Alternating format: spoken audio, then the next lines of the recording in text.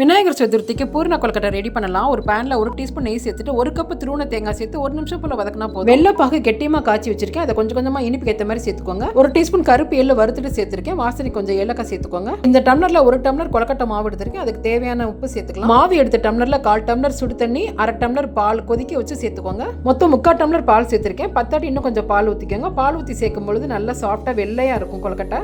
1 teaspoon எண்ணெய் சேர்த்து மாவு நல்லா சாஃப்டா பசஞ்சு ஈர துணி வச்சு மூடிடுங்க. இந்த கொழுக்கட்டை மோல்டுல எண்ணெய் தடவிக்கோங்க. எண்ணெய் தடவிட்டு மாவை அது உள்ளர வச்சு கொழுக்கட்டை பிடிச்சிடலாம். மோல்டில் படுற அளவுக்கு மாவை நல்லா அழுத்தி விட்டுக்கோங்க. அப்பதான் அந்த ஷேப் கிடைக்கும். இது மாதிரி அழுத்தி விட்டதுக்கு அப்புறமா தேங்காய் பூர்ணத்தை உள்ள நல்லா அமுக்கி விட்டு மேல் மாவு வச்சு க்ளோஸ் பண்ணி விட்டுருங்க. இது மாதிரி வேற வேற அச்சு கூட இருக்குது, அதுல கூட நீங்க ரெடி பண்ணலாம். தேங்காய் பூர்ணத்தோட பாசிப்பருப்பை கொஞ்சம் வேக வச்சு சேர்த்துக்கலாம், இன்னும் கொஞ்சம் அதிகமா கிடைக்கும். ஒரு கொழுக்கட்டை பண்ணும் பொழுது எண்ணெய் தேய்ச்சிட்டே பண்ணுங்க, அப்பதான் எடுக்க வரும், இல்லாட்டி ஒட்டிக்கும்.